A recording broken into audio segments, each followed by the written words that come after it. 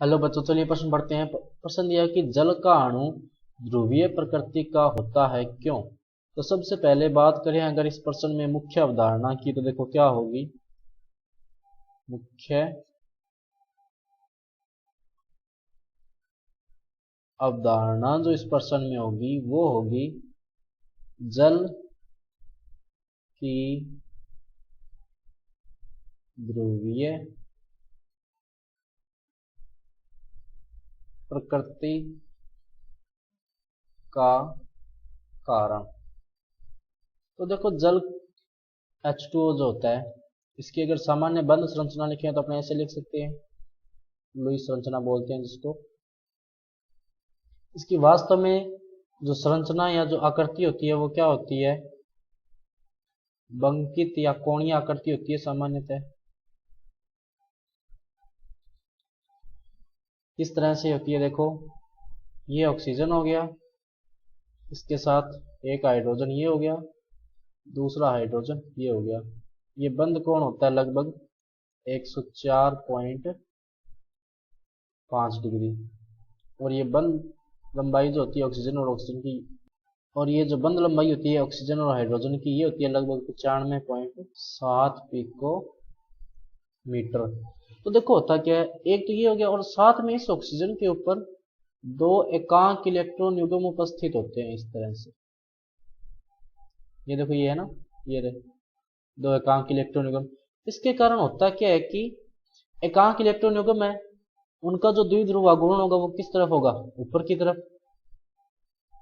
ऊपर की तरफ ही होगा। और हाइड्रोजन और ऑक्सीजन में से ज्यादा विद्युत ऋणता किसकी है, निश्चित रूप से किसकी, ऑक्सीजन की है। तो कहीं ना कहीं इसकी दिशा भी कहाँ होगी, ऊपर की तरफ। तो इससे होता क्या है कि अणु में ध्रुवता उत्पन्न हो जाती है, अणु में ध्रुवता उत्पन्न हो जाती है। और इसका कारण क्या होता है ध्रुवता उत्पन्न होने का, असामान्य या असमान आवेश वितरण के कारण।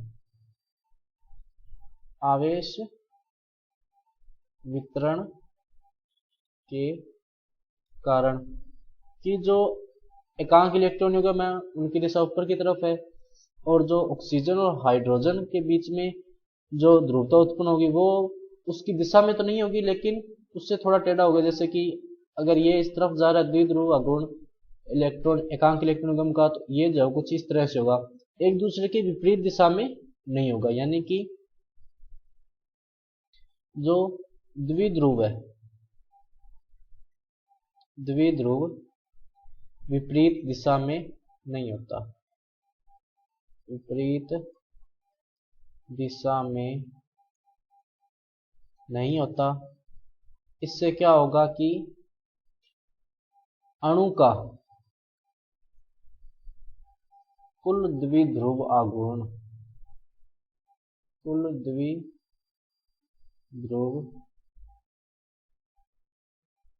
आघूर्ण शून्य नहीं हो पाता। अब द्विध्रुव आघूर्ण शून्य नहीं हुआ, जिसके कारण क्या हुआ, अणु में, यानी किसके अणु में, जल के अणु में ध्रुवीय प्रकृति, ध्रुवीय प्रकृति आ जाती है।